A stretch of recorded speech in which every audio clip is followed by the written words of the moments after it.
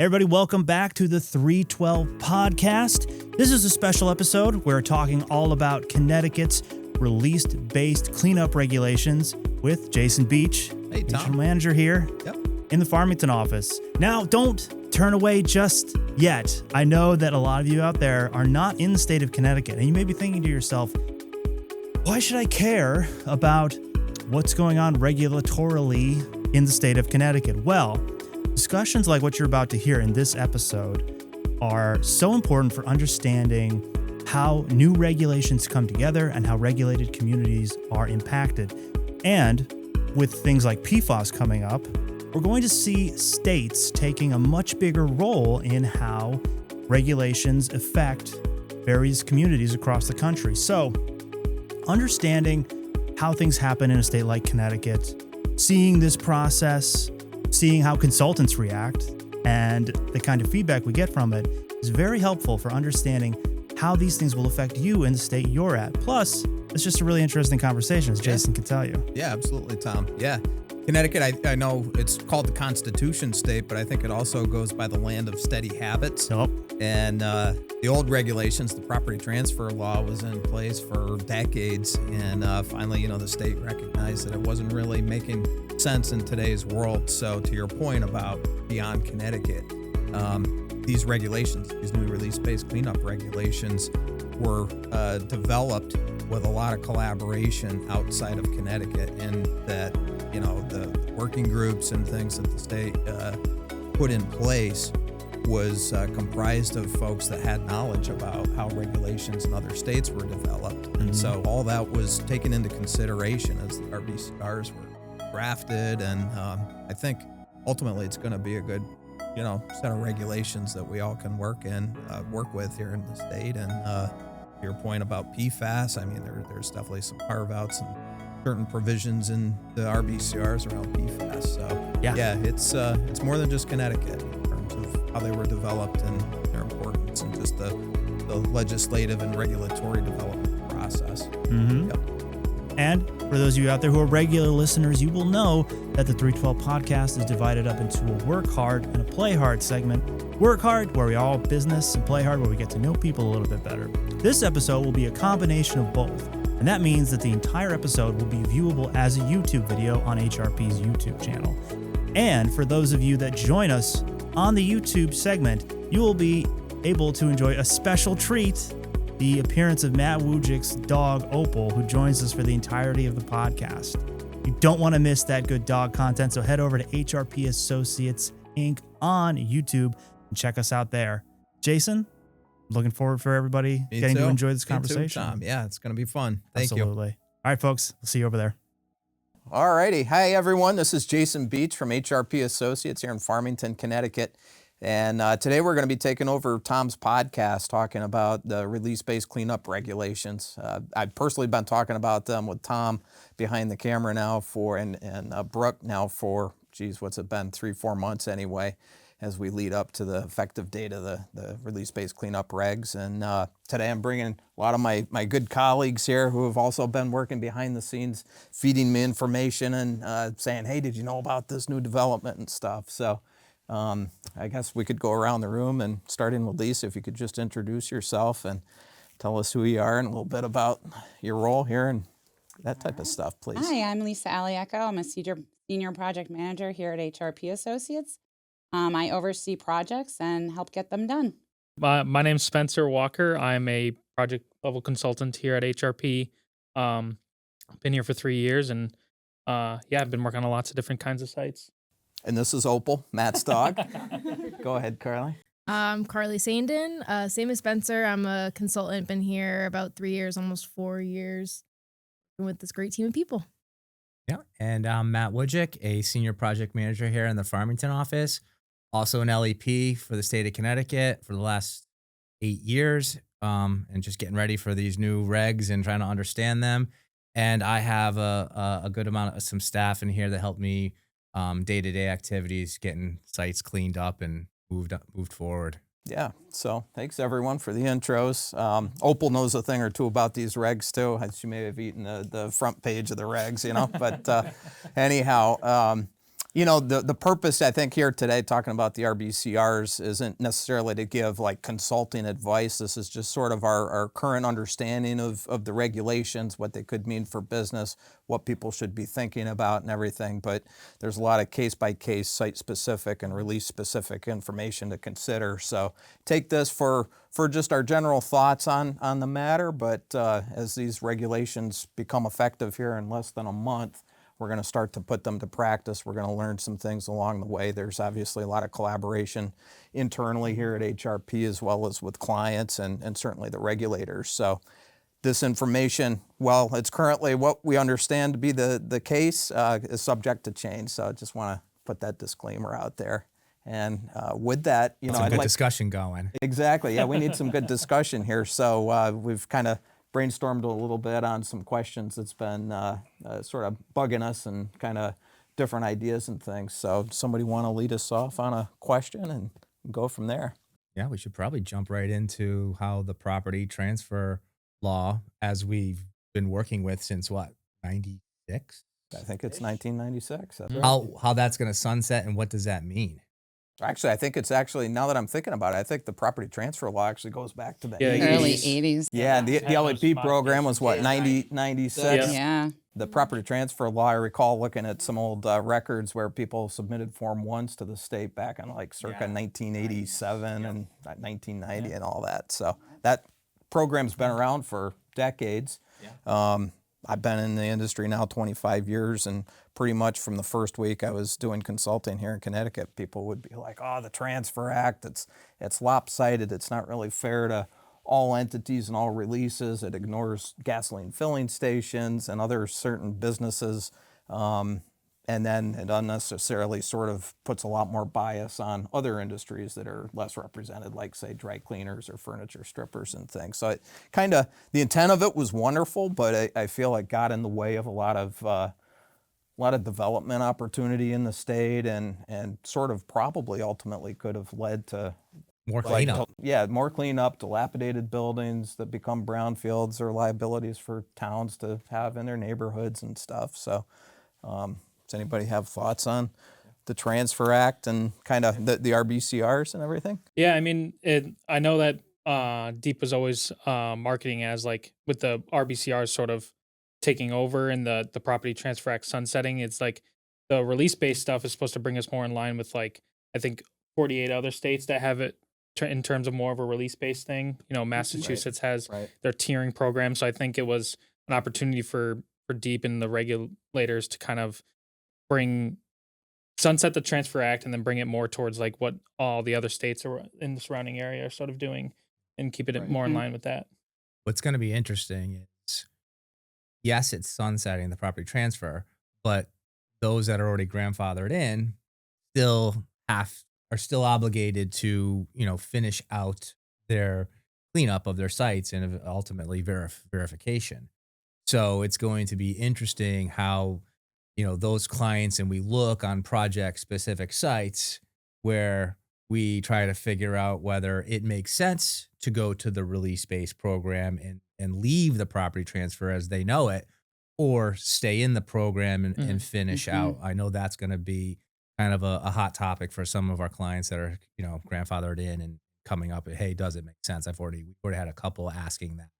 So as we get to understand more about the RBCRs and are there better off ramps for sites, we'll have to be looking into, does it make sense for them to transfer in? So it'll be interesting. Yeah, I think there's a potential hazard for the regulated community to hear the headlines that the property transfer law is sunsetting, and they may be in that program currently and think that means that they're done and they don't have to do anything and can ignore kind of everything. Another sample. That's definitely not the case. If you've already certified to the state that you're going to undertake all the necessary investigation and remediation to comply with the remediation standard regulations, you're still on the hook to do that. It sounds like there may be some opportunity for folks, if they're in the transfer law, to morph over in the release-based cleanup regs for all those historical existing releases.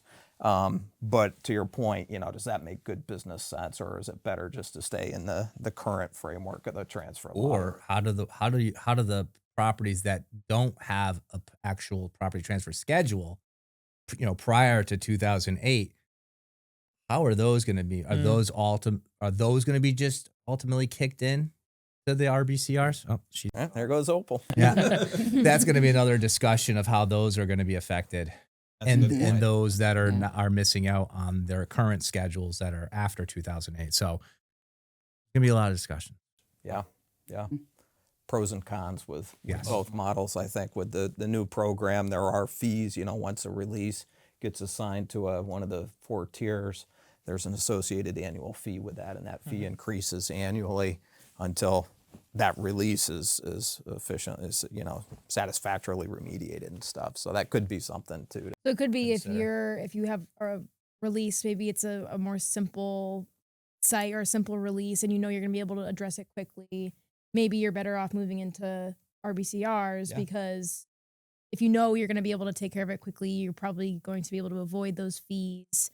But then on the flip side with like the transfer act, like the current like characterization model that we know of, like they were saying with the new release-based regs, you no longer have to prove the negative of like testing all 4 corners of the site and all that. So That's right. you've done some of your characterization and you kind of just have one release to deal with. It's a wonderful you're point, better off Carly. moving That's it a great over. point. Yeah, for the simpler sites, the simpler Transfer Act sites, that maybe it's just urban fill, polluted fill, and Right. there's just one approach to that. Maybe it would make sense to morph it into the RBCRs. But importantly, I know the state has some thoughts on that too, Connecticut Deep. So if you have questions on that, we'd love to have a conversation with you and your environmental legal counsel. There may be an opportunity to bring in the state and collaborate with them as well for certain scenarios. Sure. So I have got a good segue to our, to the next question, and that has to do with, clients that are looking to do some sort of assessments before this March 1st deadline of when the RBCRs, take off. What are the pros and cons of doing it before March 1st, and then after March 1st, and typically, how would that affect a buyer? I guess. During that purchase, should they be doing this work before or after? Right. And how that affects them. No, I hear you, Matt. That's definitely, that is a common question that we've been fielding quite often here in the last several months, building up to the RBCRs. And at this point, when we're filming this, it's less than a month out until the effective date of the RBCR. So there's not a lot of opportunity between today and March 1 to actually collect data. Not saying we can't do it, but we're running out of time with that idea.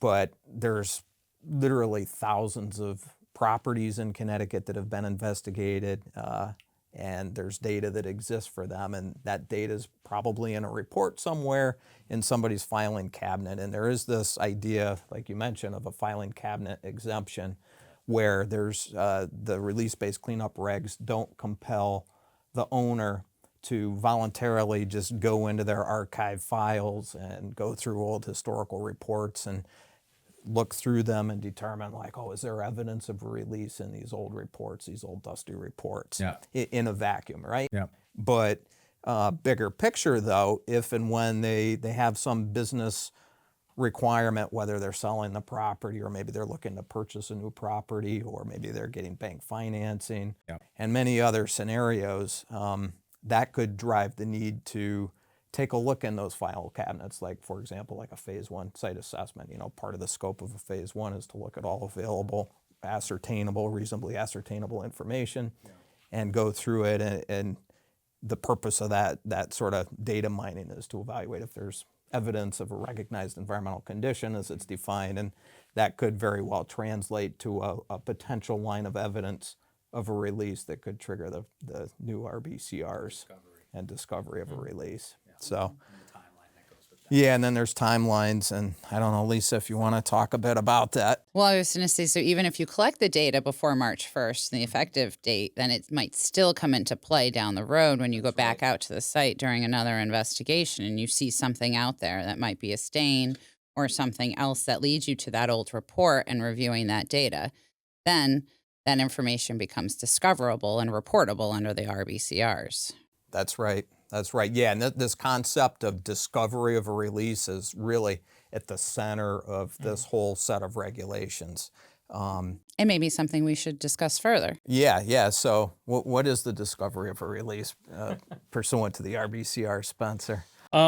It sort of hinges on, there's two different types of spaces or like releases that the RBCRs I like to think work in. You have the emergent reportable releases. Those are your standard, oh my gosh, overturned drum.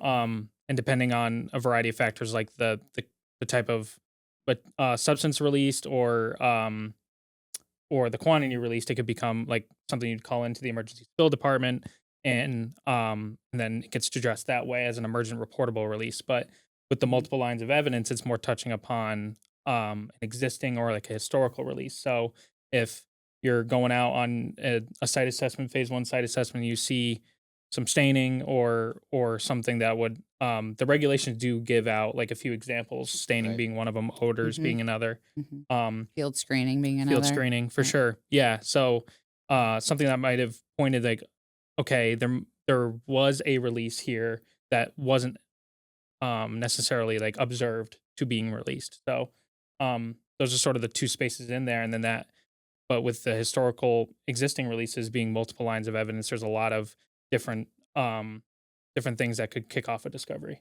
Right. And we talked about too how there is going to be a level of subjectivity with that, with the environmental professional and whoever is doing the assessment, their observations. And like we talked about, for example, if you're at a dry cleaner and you smell, PCE, some sort of volatile substance in the air, that doesn't, just because you have an odor, doesn't necessarily mean it's a release. You're going to have to, as professionals, we're all going to have to use that information, those lines of evidence, with the context around them And the to knowledge that we decide, have. and the knowledge Yeah. that we have to decide if it is actually, a line of evidence towards a release, or if that's just, like the conditions of the property. Right. Well said. Yeah, I think just this morning I was filling my car up with gas, at the gas filling station, and I smelled a little bit of gasoline, that benzene odor, right? I didn't release that. That was just odor in the air, right? But I didn't see any staining under my car on the concrete pad or anything like that. So in my mind, that was just one line of evidence, and it was something that, with our knowledge, not seeing stains or other lines of evidence in a vacuum, that to me didn't represent a release. So I guess just to back up, discovery of a release, again, there's the simple one, sort of the black and white, which is if you collect a sample of an environmental media, whether it be soil gas, groundwater, surface water, sediment, and you have that sample analyzed for a constituent that you think could have impacted that media, like a solvent or a petroleum hydrocarbon, and the lab report comes in and indicates, yes, there's detectable concentrations of, say, benzene in that soil sample at the gasoline station.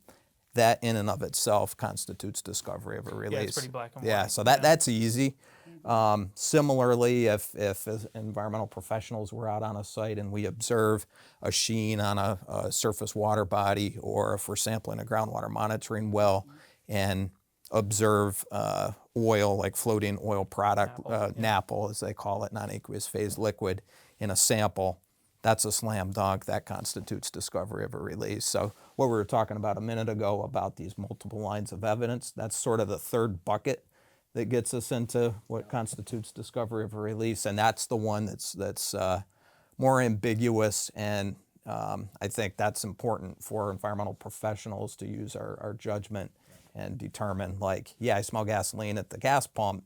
Is that really a release? Probably not. But But if there's you're a out behind the stain. building and you smell something and you notice like some dead vegetation in this particular area, coupled with an odor, or coupled with, knowledge from a historical report that there were, maybe there was a tank there or something. Right. Then now you have your multiple lines of evidence that, you could confidently say this could be a release. And is the person that's identifying this, are they knowledgeable and competent?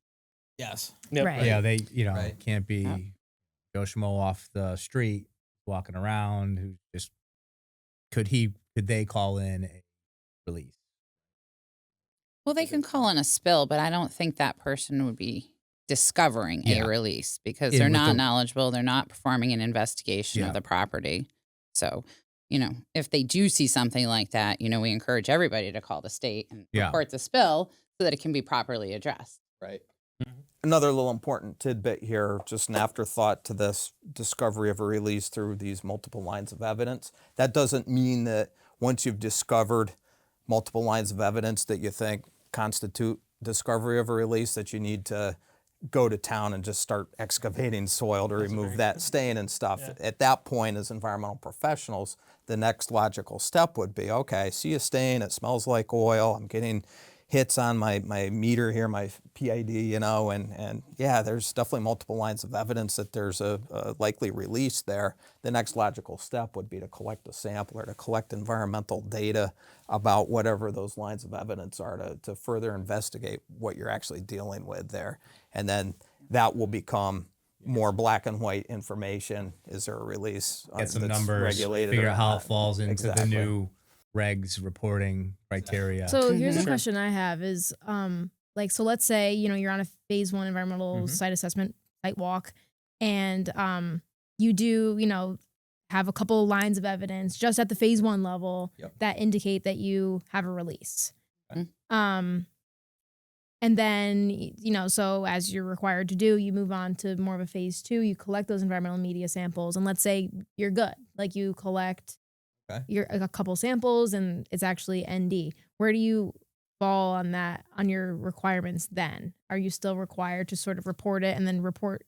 But it wouldn't be that's a good question. Yeah, at that point, I think you're proving through collection of that data, as long as it represents whatever those lines of evidence are, and you've followed actually the state came out with a site characterization guidance that's been modeled after the old site characterization guidance document, but it's been sort of release oriented now. So they kind of tweaked it a bit to align better with these new regs and stuff. So as long as you're following the conceptual site modeling approach, Carly, and all of that stuff that we're all used to doing, and your samples are representative of the potential risk there, and you get the results back, everything's non-detect, I think at that point you would communicate that through a report to the client and indicate, hey, we had these lines of evidence, but we went in, we got scientific data, and we've been able to show that it's actually not a release. Maybe it was just a water stain or something, or maybe it's just who knows? There's so many. So then, would you still be required something, to submit all of that to the state, or at that point have you just internally figured out that it's all good? It's not a release. Yeah, good question. As long as it's not a reportable release under the these reporting regulations, I think which would be more of those emergent reportable release types. Yeah, I think you just keep it on file. Obviously, we keep our own internal files here at HRP, and our clients, I'm sure, keep those on file. I do think there's a requirement to retain those records for a number of years, though. There are, yes. Yeah, I think the regs talk about a minimum of 10 years. Yeah. Okay, right. That was right. Yeah. For sure. Records on the property owner, right? The property owner has to the retain. creator maintainer, yep. Right. That is correct. Yeah, and it's because that mostly, sure, it's support for a lot of factors, but particularly because a lot of this, we're harping on discovery a lot because that the date of discovery is important in terms of making sure that you're in compliance with whatever additional reports they need to submit. A lot of it hinges on that date of discovery. Mm-hmm. And that's the right. date of the lab report. It doesn't go back to the date that you first saw the staining. It's actually when you have confirmation. Yeah. Well, I think that's still up for debate. I Yeah, think I that do the too. state is going to come out with some guidance documents I thought for they said that. it was the date of the lab data to show that you are, I- because then that's going to play Versus into the date that you collected the sample. Yeah, it's not going to go back to the Yeah. date that you See, collected. now, it. and I thought they talked about it goes back to the date that you observed the release, the earlier of the two. Because at that point you don't know. know I until you know. have the Yeah, because the so- lab Yeah, you can't report's get going to a tell definitive. you, are you 120 days reporting to report the release, or are you Mhm. 365 days to report the release, or are Right. you And/or- is it a significant environmental release? So Right. it's got to be the date of the lab. But That would make more sense to me, like you're saying, because that defines where you're going to go forward. What are your timelines? What are your requirements? Mhm. So that makes more sense. because I think then at that point you put the information into React, and I thought they said put in the date of the lab report, report or the report. Well, That is we have something. a lot of upcoming trainings from the state, so yeah. Yeah. More to come on that. Maybe that'll become a new YouTube video I do here in a Okay. few weeks Yeah, when I when get is more clarity your on date that. of But discovery? it is important. The timelines. So we've discovered a release is at the time of the multiple lines of evidence or the actual lab data collection or the results coming back from the lab. Yeah. I kind of feel the latter there makes the most logical sense, but to be determined a little bit. But the date of the discovery starts a clock, a regulatory clock. Do you want to talk a little about that, Spencer? Wait, can we Good. back up just No, a you're minute fine. because Am I I just getting thought of too technical? something? We can do whatever we want. No. I thought that they also caveated that discovery was when you told the creator maintainer of the release. So as the environmental professionals, we have 30 days, I think they said it was, for us Yeah, there's to an tell the obligation there. creator maintainer. And when the creator maintainer becomes aware is when the actual date of discovery is. Bingo. Right? That's So- it.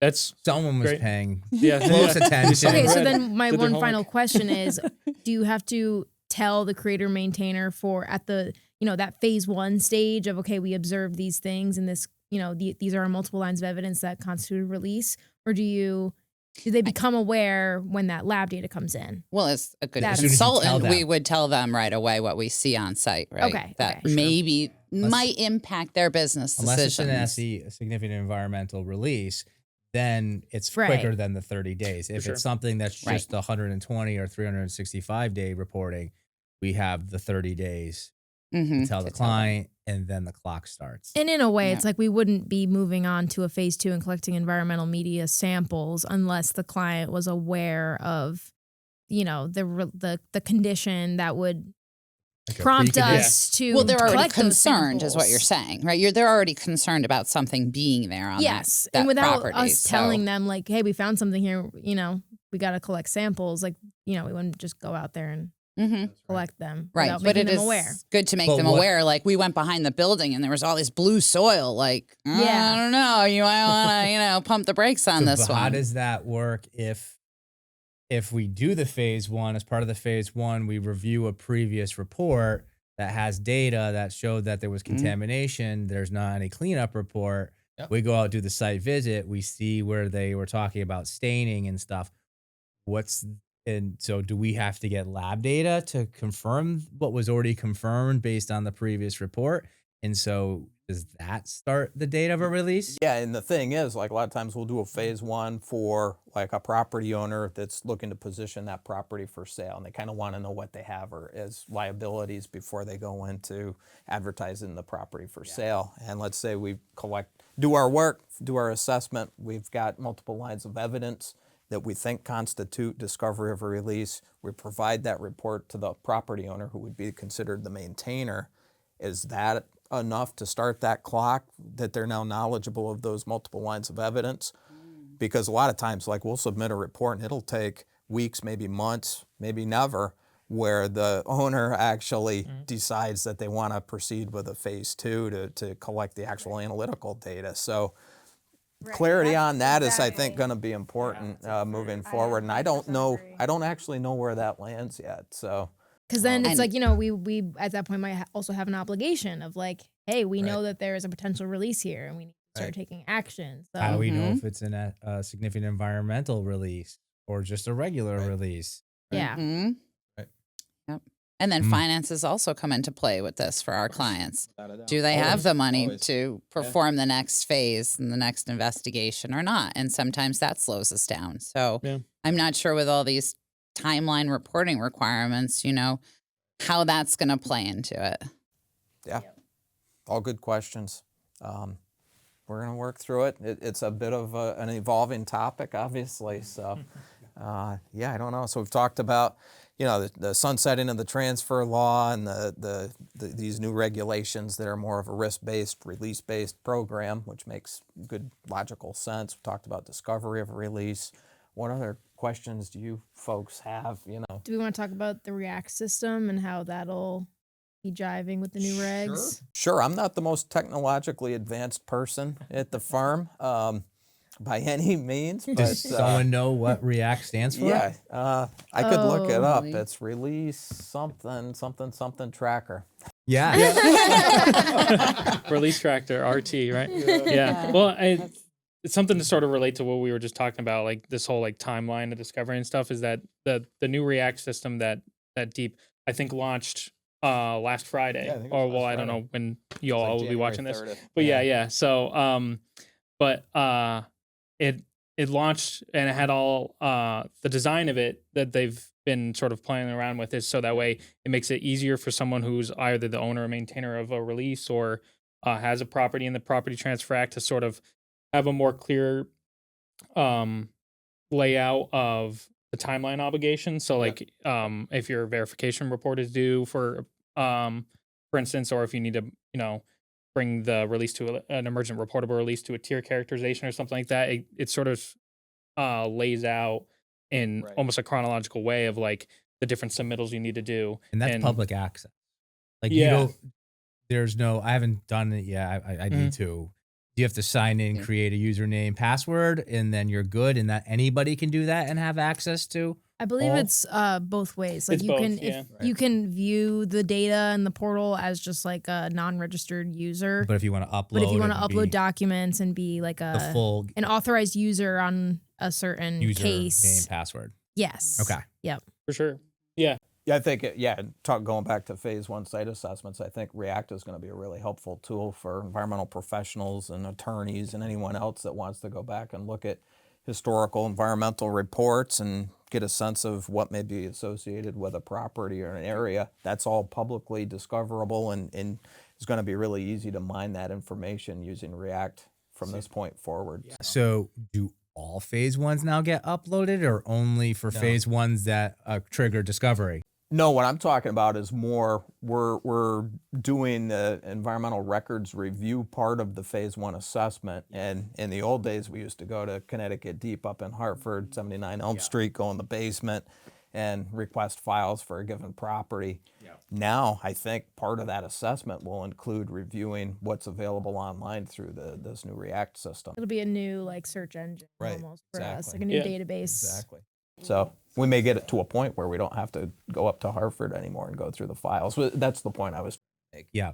I don't think most phase ones won't necessarily find themselves at be submitted on React unless it's related part of to some sort of like program that you're already in or something. Yeah. It's listening in on some of the working group stuff that the design was a lot based off of a little bit off the New Hampshire one stop or one shop or something it's called, where it's supposed to be the one place that you need to go if you either need to like look up previous reports, submit new ones, or even pay fees. So it's supposed to fingers crossed, I haven't been able to play around with it too much yet, but it's supposed to be really like a good way for everyone, whether you're looking for like public records or you're working on the behalf of a client and managing a case. Yeah.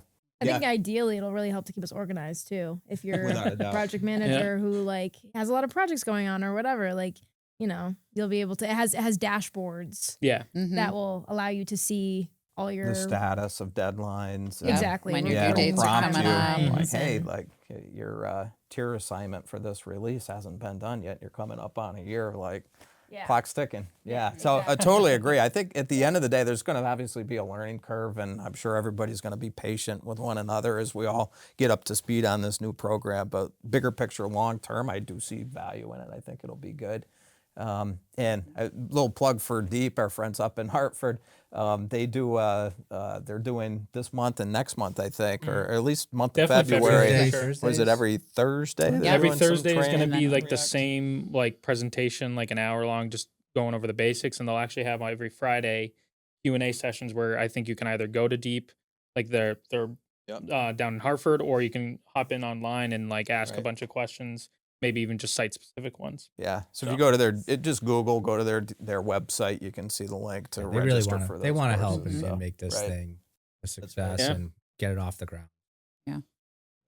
Did you hear that those every Thursday is going to be the same training? I Yeah. thought they were going to expand upon it every week. I think I don't think it's going to be like a baseline recording that they're just going to play. I think it's going to be like it's dedicated to be the same like basic topics, but I think based off of the questions and the Q&As they're getting on Fridays, they'll probably tweak and like make, this is a frequently asked question, so we'll put that in the training on Thursday. So, yeah, they're doing a good job with a lot of training and stuff. I mean, it is coming up to crunch time, so it's like drinking through a fire hose, and it can feel quite overwhelming when we're trying to learn all this stuff, plus do our, we've already got all these projects underway, and, it's a lot, but we're getting through it. There's more trainings also after March 1st. That's right. yep. Yep. Right. Yep. Some important ones that are definitely going to be worth watching. Mm-hmm.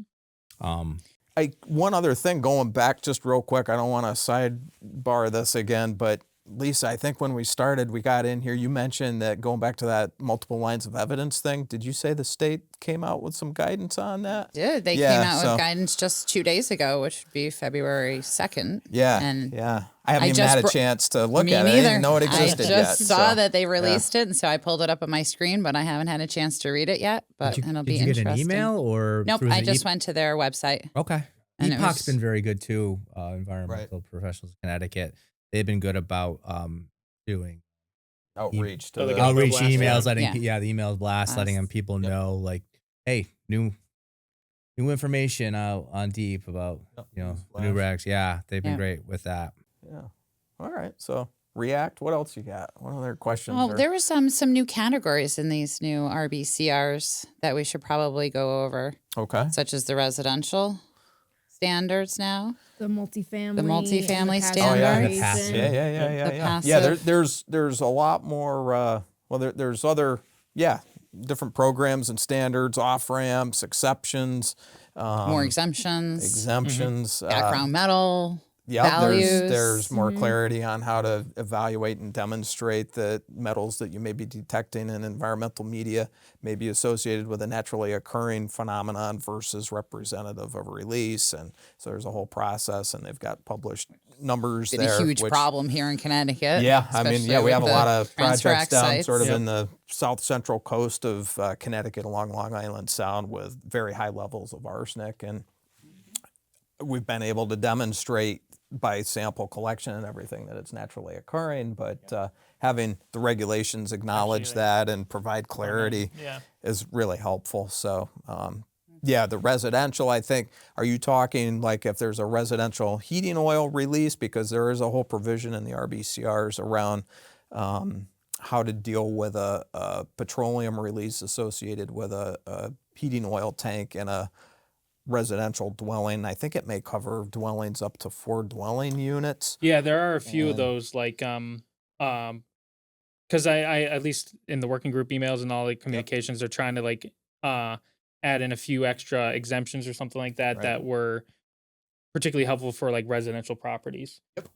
So the one I think you're talking about is for home heating fuel releases for residences less than 4 dwellings, so like not the huge apartment buildings or anything like that homeowners would only have to clean up to the maximum extent prudent. So meaning, and that's the regulations language saying like you can take cost into consideration a little bit.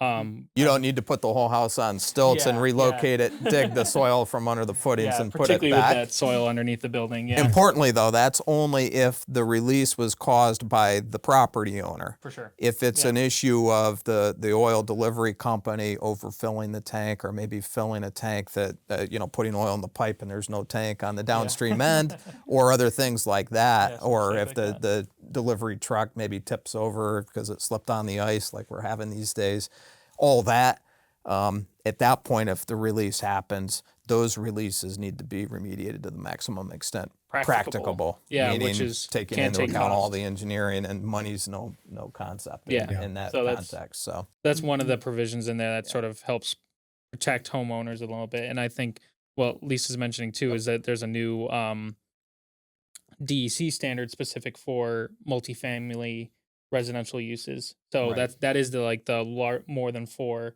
residential dwellings on a site. I think there are new DEC values for some constituents that you could use. Recreation.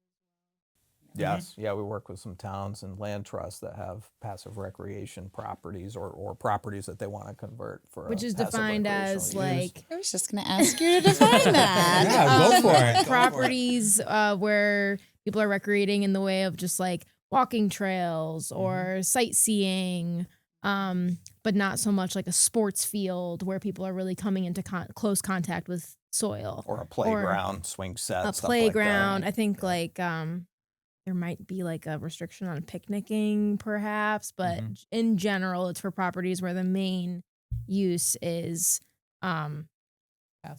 passive recreation. passive Yes. recreation. Meaning could be you're very not helpful. you're not likely to disturb like the underlying Exactly, soil. right. Essentially, it's sort of I think Yes. the intent of the differentiation between passive recreation and active. Yeah, right? it's not a ball field where Right. someone's coming in on hot on home Sliding, base and right. Exactly. there's a dirt Exactly. cloud and everyone's eating it. Yeah, like Yeah.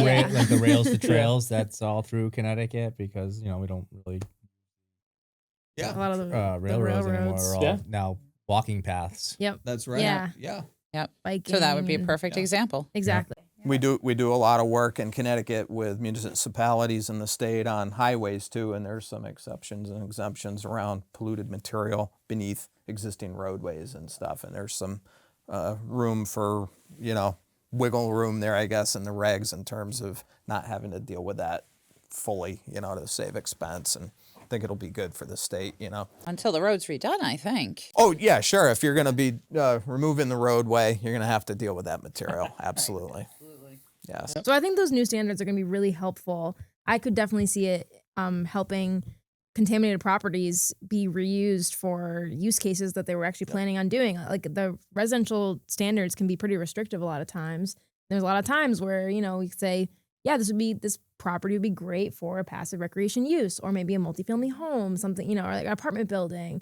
Oh, but it's really, really difficult to meet those residential standards. So having, a little bit of flexibility on those criteria, I think will really help properties be able to be reused in a way that makes sense, or that Great was point, intended Carla. to be Great point. used. Yeah. And I think it is important to mention too, like a lot of those RBCR cleanup exemptions or optional criteria, sometimes they require either like an environmental use restriction or something like that, or Right. they could be more of a, and I think this is a new, they've added a few more of these too, like permits by rule, where it's more of like something that's already built into the RBCRs that would only require some sort of like notice rather than like an application or a variance type right. thing. Right. If I'm correct. Yeah, the Yeah. permit by rule. We were talking about that the other day, Matt. I think you brought it I'm up. Not excited. to put you on the spot, but No, no. you want to talk to us a little bit about the permit by very rule? excited about the permit by rule because over the last few years, I've seemed to have a lot of properties that were in the property transfer program with really the only release associated with the site was historical fill material. Yeah. So, and Right. so which they didn't put there. So you got to, we had our clients spend a lot of money doing the investigation and, what they were investigated for, they had no releases, but what they had to clean up was stuff that they didn't put there, like historical fill material. So Sure. with the new regulations, there's this permit by rule, which allows clients to basically very simply, without having to go, as long as it's been investigated, you still have to investigate to confirm what's there and that's all that's there. And make sure there's no significant existing releases yes. or other things that, Yes. are of immediate concern kick to into human something health. that else. would Yeah. still Right. need to be cleaned up. But if their Right. stuff, exceeds like the residential or the DEC, but are below the significant environmental thresholds, you can leave it in place. Right. Leave it in place. And then, you basically put the site needs to be industrial commercial use. Yep. And you just leave it there. And you just put an affidavit on the land record. So it's known that there is this polluted material here that's going to stay there and that you are saying that you're not going to have it ever taken away. Right. And that's it. You're in every 5 years, you do an inspection to confirm and basically say, I haven't touched Still it. got that It's still in operating, yeah. place and it's still good to go. and it transfers between any sort of property transfer. Yeah, if you sell that property as That the owner, affidavit, that responsibility just goes right to the next owner without having to really do much. Yeah, that'll pop up when they do their title search, the new buyer. And so where it saves you a whole bunch of money is you're not spending time putting an ELUR on the property or a null, and and it gets away with it. There's no surveys and all that, because you can end Legal up fees. Yeah, the legal Which can fees, it add starts up. adding up to Definitely. tens of thousands of dollars. Oh, yeah. And so And real- time too. There's the financial and the time just to implement on land use restrictions. you don't have to do the annual inspections. You only have to do one every 5 years. Right. Mhm. So And if you decide down the road you want to change the land use, you can do that as the owner. But at that time, then you're going to have to deal with that historically film. impacted material and, Yep. and go through the process of remediating that in whatever form it takes. And Yep. Yeah. So that's probably Makes one of sense. the Yeah. We'll one save of our clients a lot of money. yes. Mm. Yes. I like happy clients. Yes. Quick turnarounds. Yes. Yes. Oh, covering a lot of material here. Yeah. Sure are. Lisa, what other questions Grab bag or something. are floating out there? I know that everybody's got a lot of questions on these regs. Mm, Yeah, the notification yeah, the stuff public was a bit notice of a signs. Yeah. I mean, pending question, right? yeah, we at HRP, we've been taking advantage of all the training Deep's been putting on, and they've been great with the outreach on these regs in the last month or so. And somebody asked recently a question about, the RBCRs talk about public participation when you're doing remediation, including, posting a sign, the big legal notice sign saying remediation in progress. If you have questions, here's who to contact, that type of stuff. So it seems that anytime, even if we or a permitted environmental professional are responding to an emergent release or an existing release, and doing any kind of remediation, at a minimum, it seems that the entity, the maintainer, needs to post a sign that's obvious to the public that remediation is occurring at that property, like if we're excavating polluted soil or something. And say. I believe we also have to send letters to the neighbors as Yeah, well. I think, to alert there's them to the fact that we're doing. letters to the abutting Remediation. property Yes. owners and things like that. So I know the state said that they're going to get more guidance on what's required and when it's required, because I think the intent is for remediation really to occur, unless it's an emergent release. If we're talking existing releases like these historical releases, that remediation really, at least in the intent of the regs, I don't think happens until that release has been adequately Fully characterized and you understand all the risk and potential receptors with that release. And at that point, the licensed environmental professional goes through a process, that tiering process that we talked a little bit about earlier, and determines which of the 4 tiers is appropriate for that release. And that it has to happen within a year of discovery of the release.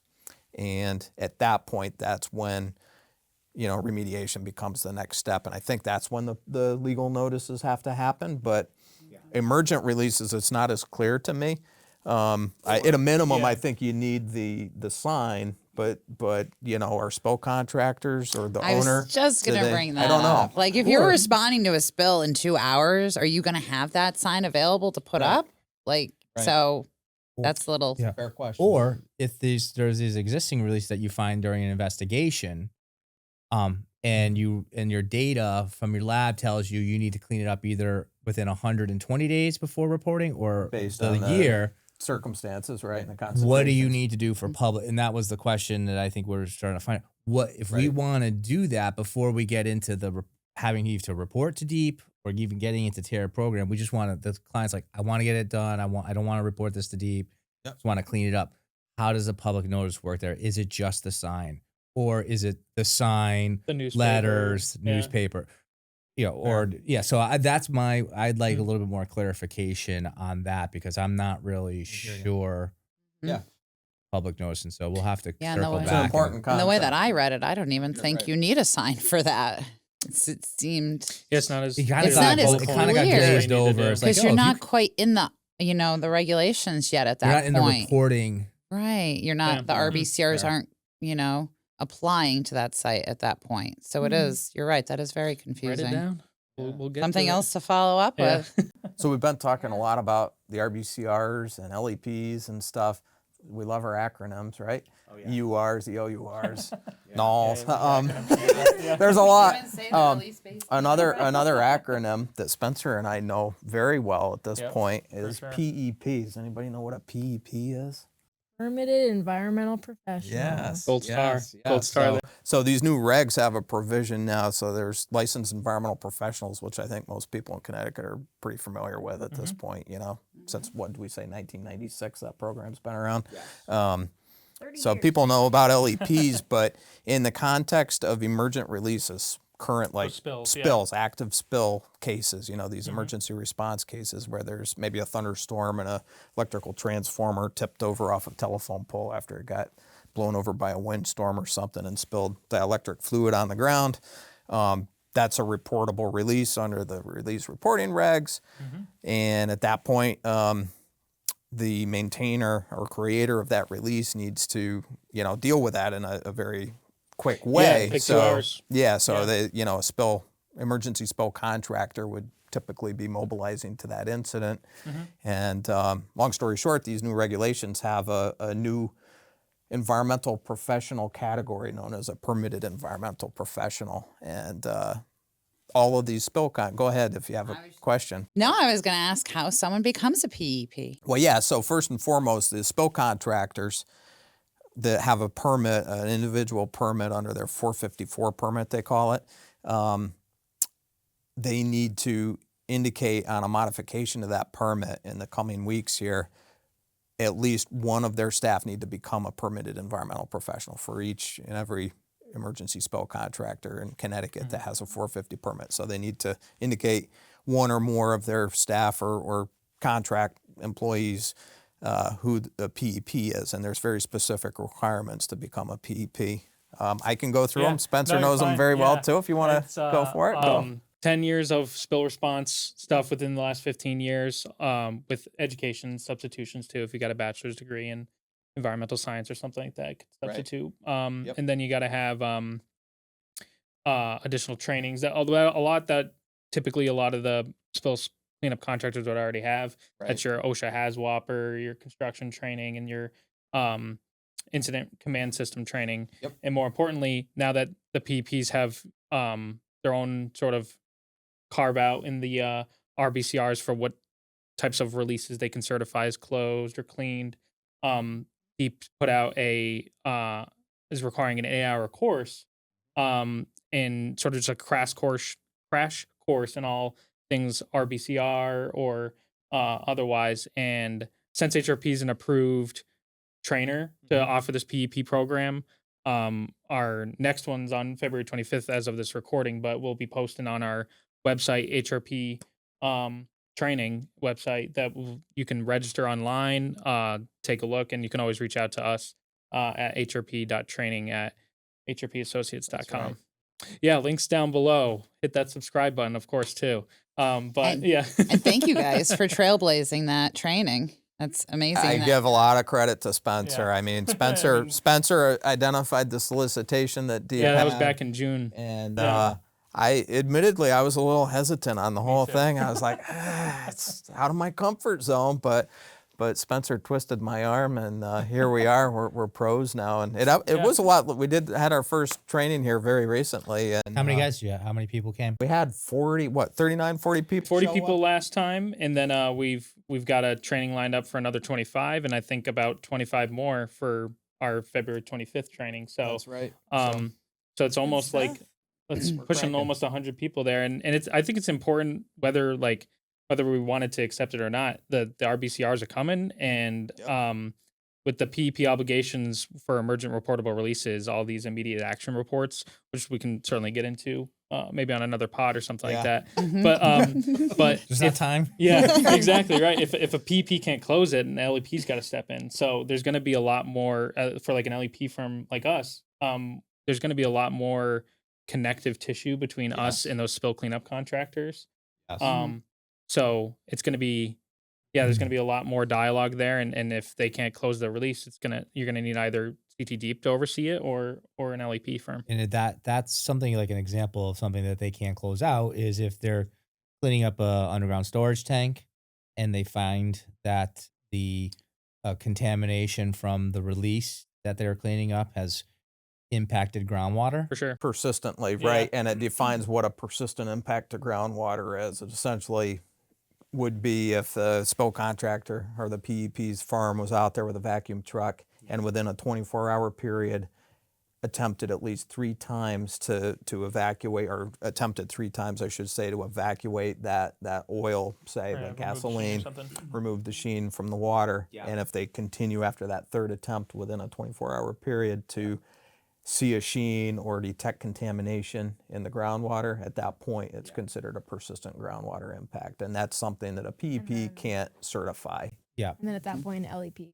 And at that point, yeah, exactly. And I think part of my hesitation as to whether we wanted to do the PEP training and be a certified provider of this thing was that I was like, oh, are we sort of taking away from the LEP business, the LEP industry? But as we kind of dug into the details of the regulations and stuff, and now that we've done this presentation, or the first course, at least in my mind, it seems quite clear that LEPs are going to continue to be very busy in Connecticut dealing with releases. And there's a role for PEPs on dealing with the immediate releases, these emergent releases that are something that they can respond to quickly and take the necessary immediate actions within the time frames and get to a clean closure point and Or stabilization. within a quick amount of time before it's like migrated to the underlying groundwater and or surface water or other receptors, and they can certify that at that point if they meet those certain the specific criteria. But there's a lot of cases where you can't do that because of the magnitude of the release, or you can't get there in quick enough time and stuff. So all that ultimately is going to land in the LEP world and stuff to get it through closure and everything. So if anything, it just ensures that the people who are performing the emergency spill response are properly trained and know exactly what they're doing. Yeah, know their Because typically responsibilities, LEPs aren't really involved in that like emergency spill response phase You got it, anyways. Carly. That's how I see it. PEPs have an important role. They know how to respond to these emergent releases and do the necessary the right immediate thing. actions, and they're sort of built with that. They have the equipment and the experience to be able to deal with that emergent type of stuff. Whereas LEPs, a lot of like what we do, Matt, is like more looking at these historical releases that happened decades ago, back when an old brass mill was in operation during World War II and stuff. So these releases have been there for a long time. They've found their way into all sorts of environmental media and stuff. They're complicated. So I feel comfortable that there's a role for LEPs, and there will continue to be a role for LEPs. There's going to be an important role for PEPs. It's going to provide more clarity to the regulated community in terms of what the immediate actions are that are necessary when you discover an emergent release. And to your point, that connective tissue and collaboration, I think ultimately there's going to be more collaboration between spill response contractors, environmental consulting firms like HRP, the regulators, and the regulated community. So I'm a glass half full person on these regs. You gotta For be. sure. Yeah, you do. Yeah. You do. Yep. Sink or swim. Yep. What else? Anything else? Well, maybe next time we can go into the whole brownfields that you just brought up, the old Yeah, there- contamination. Yep. And Yeah, there's like a parcel-wide option, voluntary option under 22A 133Y or something like that. I forget the statute reference there, but yeah, they modified one of the voluntary programs to account for doing a parcel-wide evaluation of a qualifying brownfield site. right, and then they have certain exemptions, I believe, as well from the Yeah, it's gonna be reporting important requirements. for the COGs and municipalities and others that are struggling with brownfield properties and trying to position them to be redeveloped and Right. brought to a higher and better end use, So yeah, that's good for a future one. And maybe we could get somebody from the state, DECD, Connecticut Deep, and maybe a municipality and a COG as part of the podcast. That might be kind of fun too. So does Pearl have anything else, or are we RBCR'd out? Opal. I'm sorry. Oh, see, now she knows her name. Sorry, Opal. Hi, buddy. Oh, I think she had a great time. I think yeah, I love our mascot. I think she learned a lot. Well, thank you all for coming in. I mean, this has been great for me. It's actually been quite fun. I learned quite a bit just doing this podcast and some of these YouTube videos that we've been working on and stuff. So it's been helpful for me. I think we didn't get too far out of bounds on any of the subjects, but we did put a little asterisk next to some of the things that we're not completely clear on yet. So, you know, I don't know who the viewers are out there. Hopefully we've got other consultants, LEPs, PEPs, budding PEPs, certainly the regulated community. I'd love to hear from everyone, including, you know, Connecticut Deep and DECD. If we said something that may not align with the intent of the regulation, we're all human here. We're learning these things, so I'd love for that type of feedback. Yeah. And again, like I indicated a little while ago, I mean, I think it'd be great to do a sort of a sequel to this podcast, maybe after March 1st sometime, and have some guests come in from the state perhaps, and municipalities and things, or maybe a SPO contractor too might be kind of fun. Yeah. See kind of how the stakeholder PEP, type. yeah, just a stakeholder group, and just get a sense of like how the PEP program's working, you know, is what lessons have been learned so far and stuff. So Touch base on the clarifications as we learn and they come into light. Like, hey, this is what we need to do. This is how it should work. yeah. Hopefully with some case studies too. Yeah, exactly. For sure. Best way to learn is do. Great. Great. Well, thank you all. Awesome. It's been Thank fun. you. Thanks, Yeah. guys. Thank Lots you. of fun. Thank you. Yeah, I hope you enjoyed this content. If you liked it, or even if you didn't, we appreciate the likes, comments, and certainly subscribe. You know, all the links and everything are down below. Thank you.